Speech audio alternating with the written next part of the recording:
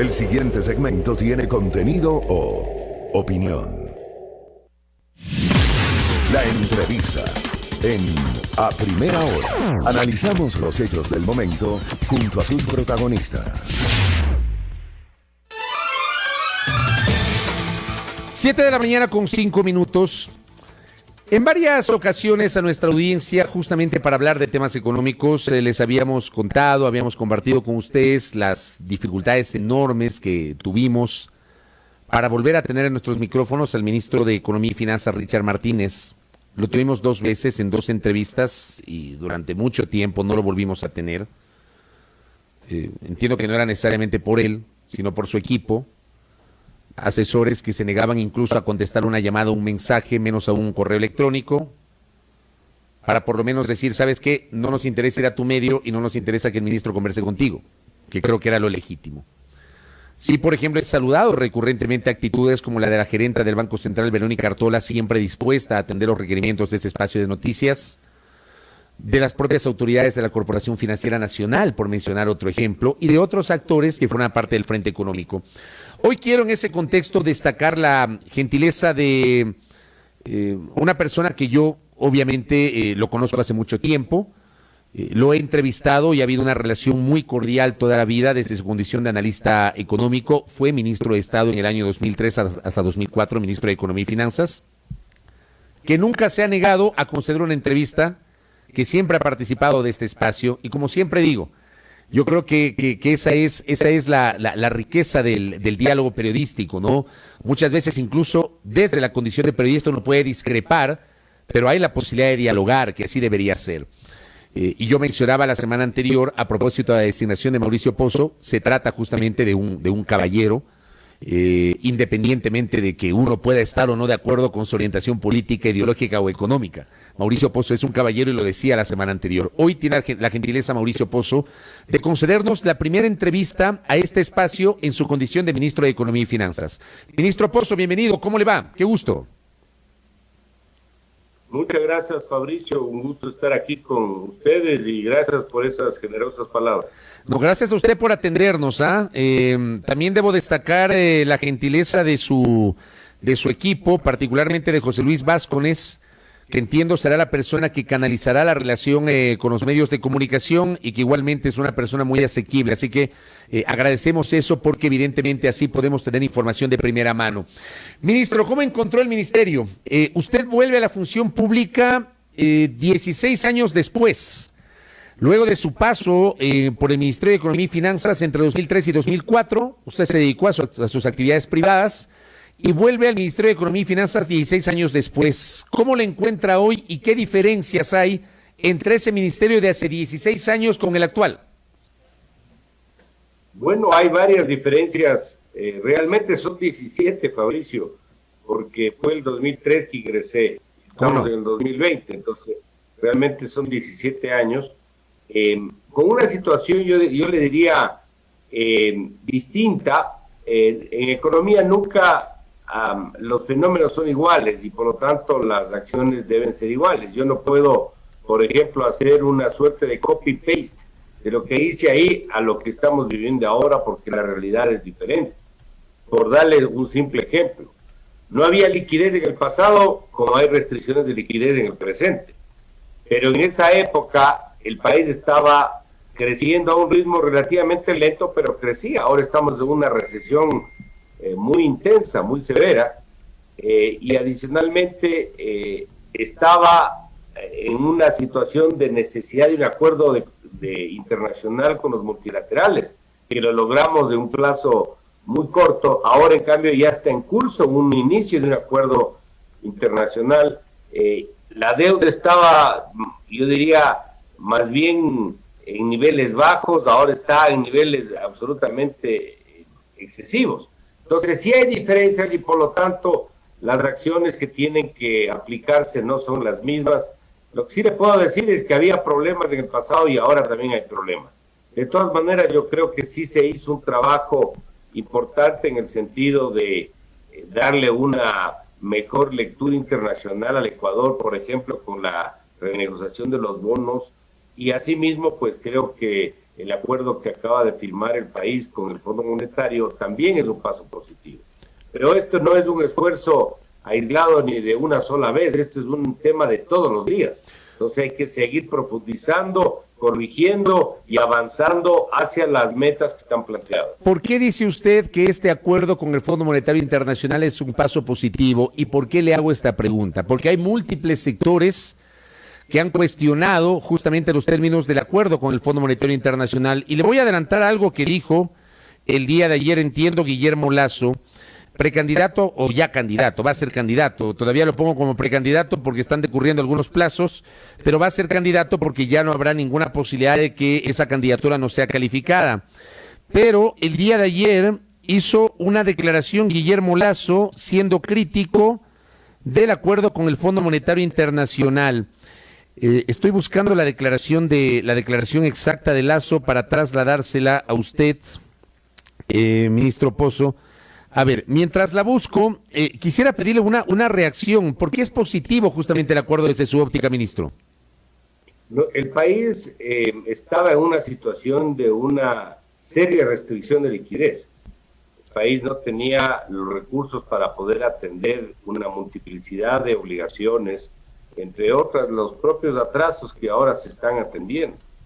Y en esa línea necesitaba también apuntalar la imagen que está buscando reanimar en el ámbito internacional con lo que se hizo con los bonos y ahora con un acuerdo internacional, que son temas que van de la mano y son complementarios. En esa línea de análisis, lo que se logró en un acuerdo de 27 meses de aplicación a una tasa del 2.9 con 4 años de gracia, y con una cifra de 6.500 millones, donde el 62% de la cifra, 4.000 millones, ingresarían en los primeros 3 meses, es sin duda alguna y sin discusión un buen acuerdo. ¿Pero a qué costo, ministro? Esos 6.500 millones, a ver, partamos de los 4.000 millones de este año, los 2.000 que ya ingresaron el 2 de octubre, los otros 2.000 que deberían ingresar hasta diciembre. ¿A qué costo? ¿Bajo qué condiciones, ministro Pozo? El país tiene que hacer una serie de acciones independiente del acuerdo con el fondo. Quiera o no quiera, el país no puede manejarse fiscalmente en desorden. Eso tiene que hacerlo. Y eso significa aplicar decisiones de austeridad fiscal, de prudencia en el gasto, que le permitan alcanzar las metas que están fijadas. Por otro lado, el país necesita un ajuste a la ley del Código Monetario y Financiero que permita, por ejemplo, dar la independencia al Banco Central, con fondo monetario o sin fondo monetario. Eso está en el acuerdo para el periodo actual de gobierno. La ley de transparencia y anticorrupción, que es un proyecto de ley promovido también por el acuerdo, no por cierto muy común en un acuerdo de esta naturaleza, pero también es un elemento que tiene que irse cubriendo en este periodo, tiene que cubrirse en este periodo, y es parte del acuerdo con el propio fondo. Y tenemos las metas o las reformas que nosotros nos hemos comprometido a impulsar en una suerte de un diálogo para que haya un documento bastante elaborado y que tendrá que ser terminado en la siguiente administración. Me refiero al tema tributario, al tema laboral y al tema de la seguridad social. En el tema tributario... Si me pregunta el costo, esto es lo que hay que hacer. Yo no le llamaría costo, estos son acciones que tienen que aplicarse, independiente de si el país tiene un acuerdo o no tiene un acuerdo, pero en este caso lo tiene, y esto no significa recursos económicos que necesitábamos y que era complicado obtener por alguna otra fuente. A mí me queda claro, por ejemplo, que en el tema tributario, en los 7 meses que quedan de gobierno, no se va a hacer nada, porque dependen además de la Asamblea Nacional. Estamos a puertas de las elecciones, en menos de 4 meses iremos a las urnas. No hay además músculo político en la Asamblea. Yo veo complejo que en lo que queda de la administración gubernamental y de la propia Asamblea envíen una reforma tributaria. Pero le pregunto, ministro, ¿hay que enviar, el próximo gobierno debe enviar a la próxima Asamblea una reforma tributaria? El país necesita una reforma integral al sistema tributario. No concentremos la discusión en el aumento o no de un impuesto. Pensemos que el país necesita una reforma que simplifique el sistema, que perfeccione el sistema, que haga remoción de algunos impuestos y revisión de otros. para que tengamos un horizonte, ojalá al menos de 4 años, es decir, del siguiente gobierno, donde no se toque el tema impuestos, porque esto genera obviamente inestabilidad, es una restricción a la inversión, entre otras razones. Hay que pensar qué vamos a hacer con el impuesto a la salida de divisas, que es un impuesto nefasto, pero que es importante desde el punto de vista de los ingresos fiscales, cómo se lo puede ir desmontando gradualmente, porque no habría cómo hacerlo de una sola. ¿Cómo qué haríamos con el tema arancelario? No son impuestos, pero es un coste de producción, que son elevados respecto a los vecinos y nos resta competitividad y la capacidad de vender en los mercados externos para sectores de exportación en Ecuador. Ministro. Tenemos que ver qué pasa, por ejemplo, con el impuesto a la renta de las sociedades. Tiene que ser del 25 o eventualmente podríamos estimular la inversión privada bajándola al 20%. Entonces, en todo ese contexto hay que discutir qué va a pasar con el IVA. Adicionalmente, el tema del gasto. ¿Qué espacio tenemos para reducir el gasto en una proporción que nos aminore la necesidad de un ingreso tributario adicional? Entonces, todo ese es el tema que tendrá que expresarse en el documento que queremos entregar al siguiente gobierno, quien tendrá pues que perfeccionar una reforma que el país, como explico, necesita de cualquier manera. Ministro Mauricio Pozo, le quiero pedir un favor. Tengo que ingresar a una cadena de 2 minutos y medio dispuesta por la Secretaría de Comunicación. Le ruego que no se retire porque todavía no terminamos la entrevista. Solamente cumplo con esta disposición de la SECON y retomamos la entrevista con Mauricio Pozo. Adelante con la cadena, por favor. Bueno, 7 de la mañana con 20 minutos. Cumplimos justamente con la disposición de la Secretaría Nacional de Comunicación de la Presidencia de la República, enlazándonos con esta cadena que tenía que ver con los temas económicos y los anuncios que se generaron ayer en materia de empleo, desempleo y subempleo, que también lo comentamos en la primera parte de nuestro espacio de noticias y nos obligó a interrumpir la entrevista con el ministro de Economía y Finanzas. Todavía no se conecta. Lo teníamos al ministro, no sé qué pasó. Bueno, estamos en espera de que se vuelva a conectar el señor ministro de Economía y Finanzas, Mauricio Pozo. Con él estamos conversando justamente sobre los temas económicos. En la primera parte de la entrevista que hemos mantenido con él, ha hecho una suerte de comparación o diferenciación, si cabe el término, de su gestión entre 2003 y 2004 con la gestión hoy en 2020. Han pasado 16 años desde que dejó el ministerio, 17 desde que asumió justamente la función de ministro de Economía. Dice que no se puede hacer un copy-paste de lo que se hizo en 2003, porque claro, la situación económica es distinta. No había liquidez en el pasado, dice, como hoy hay restricciones en el presente. En aquel tiempo, dice, el Ecuador crecía lento, pero crecía, y hoy hay una recesión severa. Recordó que el acuerdo con el Fondo Monetario Internacional de 2003 se logró en corto plazo y hoy ya ingresó al ministerio con un acuerdo en curso, que había problemas en el pasado, hoy también hay dificultades, tal vez esa viene a ser la comparación o la similitud. Calificó como positivo el acuerdo con el Fondo Monetario Internacional, como un paso positivo, justamente para las intenciones económicas que tienen que ver con contar con recursos frescos. El país, dice el ministro Pozo, estaba en una seria restricción de liquidez, no tenía recursos para solventar las necesidades y tampoco para pagar salarios. Necesitaba apuntalar la imagen que estaba buscando ante el mercado internacional, como con lo que se hizo con los bonos, dijo que ya le vamos a preguntar también. Y destacó este compromiso de los 6.500 millones de dólares a 27 meses, a una tasa del 2.9% y con 4 años de gracia, de los cuales este año el Fondo Monetario ha comprometido a desembolsar 4.000 millones de dólares. 2.000 millones ya lo hizo el 2 de octubre, 2.000 millones adicionales a fines de año. Lo tenemos de nuevo al ministro Pozo. Ministro, ¿me escucha?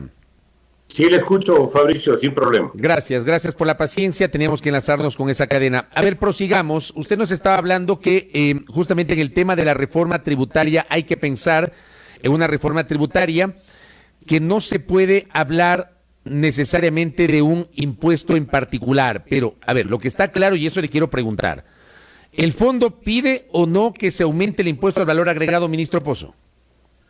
Hay que conocer que se trata del el informe del staff. el Staff Report, que se llama, que es un informe que elabora el equipo del fondo que trata el caso Ecuador. Esta no es la carta de intención. Aquí lo importante es alcanzar las metas en recuperación de reservas, las metas en reducción de deuda respecto al PIB, las metas en equilibrio fiscal, etcétera. Esos son los objetivos que hay que alcanzar, y por lo tanto hay que definir los mecanismos que nos permitan alcanzar ese objetivo. Yo no estoy en contra de que se analice una reforma que involucre un aumento del IVA. Yo estoy en contra de que cerremos la discusión solamente en el IVA, cuando el problema es bastante más grande. Entonces, no nos adelantemos, no saquemos conclusiones anticipadas sin antes ver todo el espectro, todo el bosque. Estamos analizando solamente una parte de ese entorno, así que eso creo que es importante que se tenga presente. ¿Está descartado que este gobierno, ministro Pozo, envíe a la Asamblea Nacional una reforma tributaria en el sentido que usted justamente lo está planteando? Usted nos dice, no pensemos solamente en el IVA, ese es un error, hay que plantear en un tema macro, en un tema más integral sobre la reforma tributaria. Pero digo, ¿es posible hacerlo en los 7 meses que quedan o usted no ve escenario posible? No, o sea, el acuerdo con el fondo establece que las reformas que entrarían en este periodo hasta mayo del próximo año es la ley de transparencia y anticorrupción y el código monetario y financiero que involucre, por ejemplo, el tema de la independencia del Banco Central. Nosotros queremos añadir uno más. Estamos viendo si la pertinencia es que sea o no parte de la ley del Código Monetario y Financiero, pero es un tema ya de análisis y que tiene que ver con con cierto tipo de reformas al mercado de capitales, al mercado de valores, que ahora es muy importante por todo lo que ha sucedido en el tema de las bolsas y las operaciones de bolsa. Entonces, eso también queremos meter. Los otros, como que estamos comentando, el tema de la seguridad social, el cambio al mercado laboral, al marco legal, y el tema tributario, no son parte de este acuerdo, son parte de las acciones del siguiente gobierno, son parte de este acuerdo, perdón, pero son parte de las acciones del siguiente gobierno, pero son parte del mismo convenio. Lo que vamos a hacer por responsabilidad es entregar unos documentos lo más perfeccionados posibles al siguiente gobierno, cualquiera que este sea, para que él tome las acciones que correspondan.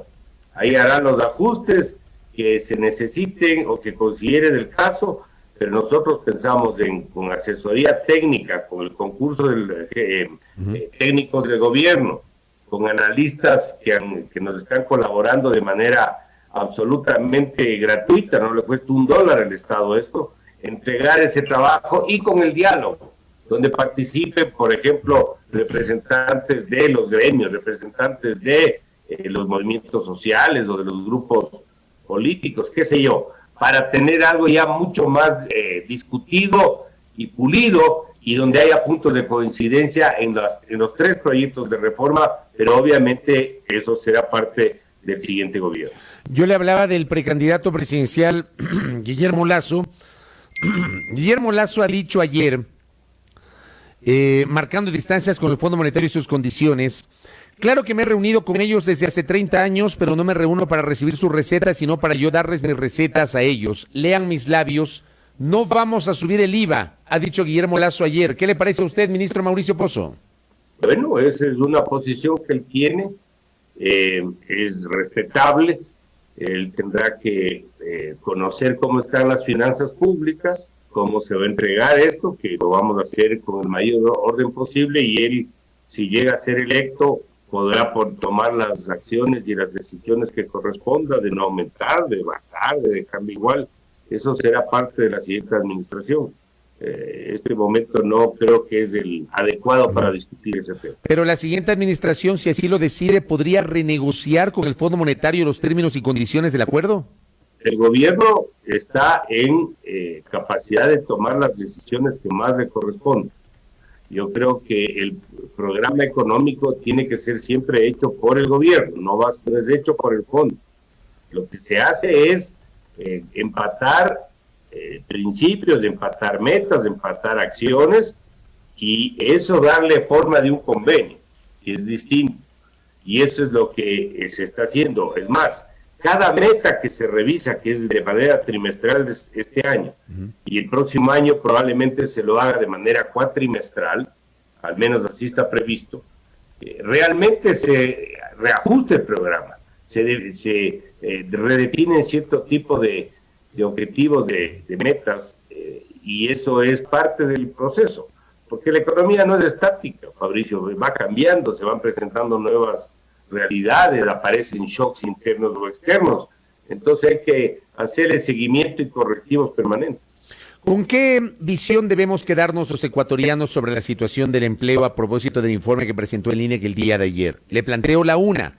El índice de desempleo disminuyó del 13,3% a un 6,6%. Esa es la una visión. Le planteo la otra visión.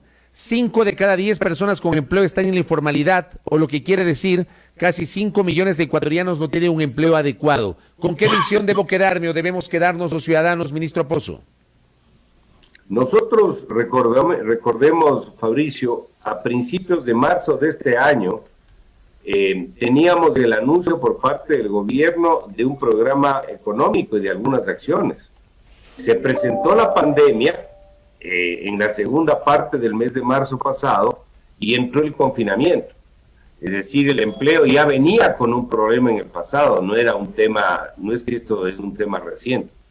Pero se presenta la pandemia, viene el confinamiento, viene la paralización de la actividad económica y entramos en una etapa de recesión, al punto que las estimaciones para este año, según el Fondo Monetario, es de una caída de la producción del 10,9%. El Banco Central tiene una caída algo menor, pero de cualquier forma es una recesión importante, es una recesión intensa. En ese sentido, era obvio que iba a caer el empleo, eso no hay que ser muy erudito en la materia como para pensar que eso iba a ocurrir. Entonces cayó, obviamente, las tasas de empleo, o ponerlo en otras palabras, subió la subocupación y el desempleo, pero conforme la economía ha entrado en un proceso de normalización de actividades, donde los procesos se empiezan a producir, la gente empieza a salir, se empiezan a dar ventas, etcétera, empieza a mejorar el empleo, que es lo que estamos viendo con las cifras que se acaba de conocer y anunciar el día de ayer. Fíjese que esto es compatible con el comportamiento de los impuestos.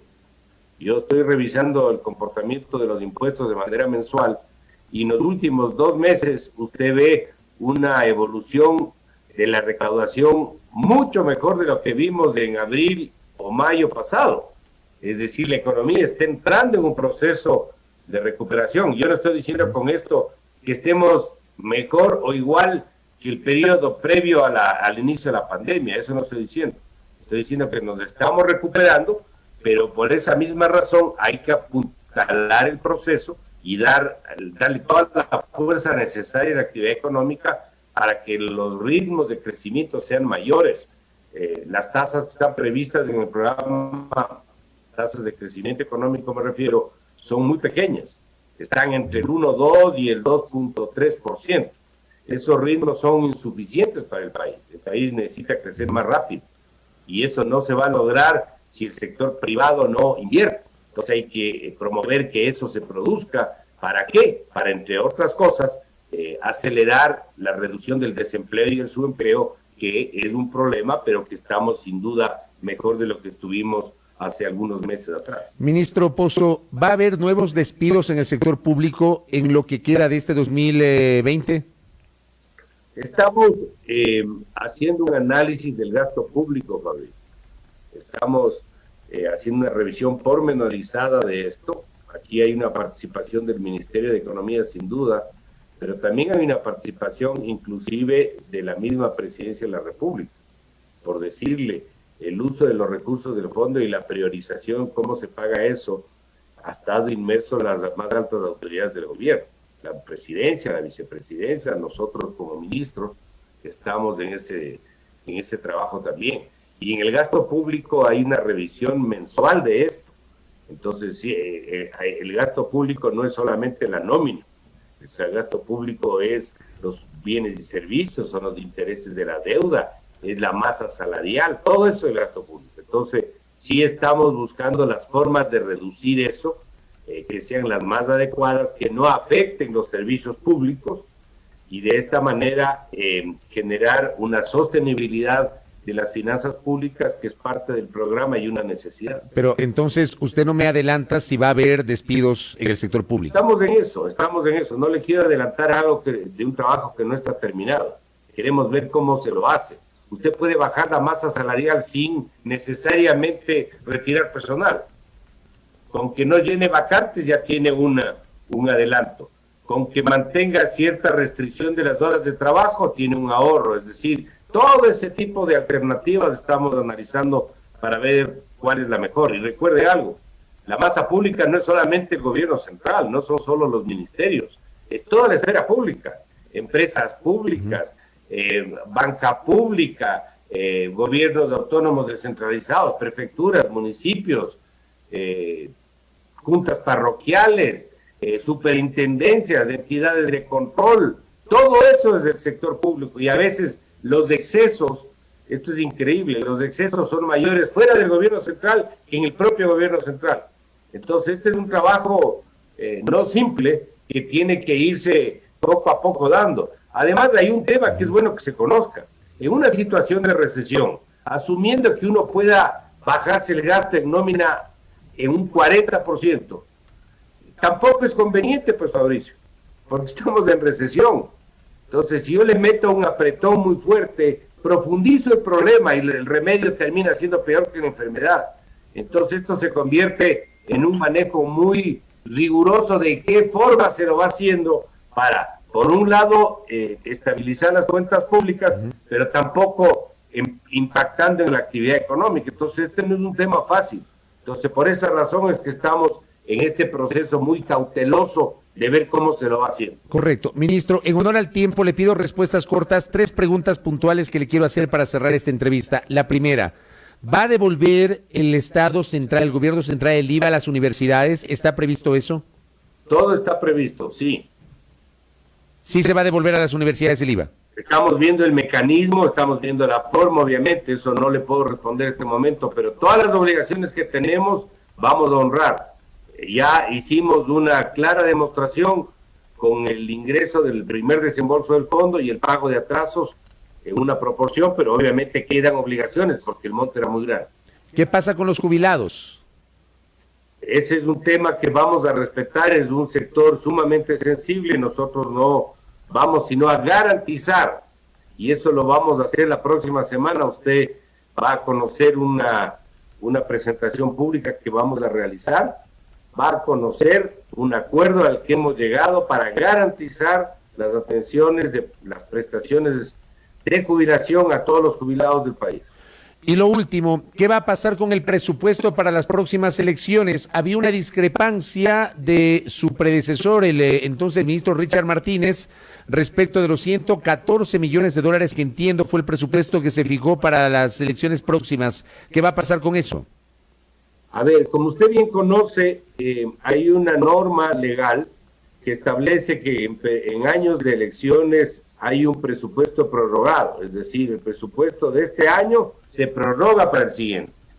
Aquí lo que sí hay una diferencia es que el presupuesto de este año es un presupuesto que todavía no se termina en primer lugar, y tenemos que ver cómo termina siendo la ejecución del presupuesto y sobre esa base ver la extensión hacia adelante. Le voy a decir por qué razón.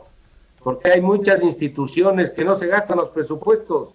Igual le piden plata al ministerio, pero no se gastan el presupuesto. Tienen asignación de 100 y se gastaron 60. Entonces, si eso es así, ¿cómo usted les asigna nuevamente 100 si tiene un récord de que se gastan solo 60? No sé si me explico. Entonces, eso hay que revisar. Nosotros queremos un presupuesto absolutamente austero. En el sector privado eso se llamaría un presupuesto base cero. Pero en el sector público esto en la práctica no es tan simple porque hay preasignaciones. Hay ingresos que reciben, por ejemplo, las propias universidades o los gobiernos seccionales del ingreso tributario y petrolero. Entonces, eso ya está prefijado, no es que yo puedo decir no transfiero, eso ya está. Pero sobre el resto que le explico, sí hay que ver cómo termina el presupuesto de este año para poder aplicar un presupuesto lo más austero posible para el próximo. El tema es que no me respondió si van a aceptar ese presupuesto que planteó el Consejo Nacional Electoral, ministro. Es que tenemos que ver cómo vamos a terminar el presupuesto de ejecución de este año, Fabricio. El tema es que pero el CNE ya necesita que le asignen presupuesto. Vamos a asignarle todo lo que sea necesario asignar, ya. Pero el CNE es uno de los beneficiarios del presupuesto. Tenemos miles de beneficiarios del presupuesto. Entonces, yo tengo que trabajar para todos, no puedo trabajar solo para uno. Pero que se queden tranquilos que nosotros vamos a garantizar que haya los recursos para un proceso electoral ordenado que respete la democracia. Ese principio obviamente nunca lo vamos a violentar. Correcto. Ministro, le agradezco mucho y espero que no sea la última, no la primera y la última que tiene la gentileza de concedernos una entrevista. Se me quedaron un montón de temas, pero ya seguiremos desmenuzando seguramente en una próxima oportunidad conforme justamente evolucione el manejo económico y obviamente usted tenga mayor tiempo al frente de la cartera de Economía y Finanzas. Gracias, economista Pozo. Muchas gracias, Fabricio, y estoy siempre a la orden. Muy amable. Mauricio Pozo Crespo, ministro de Economía y Finanzas, aquí en la primera hora, 7:39.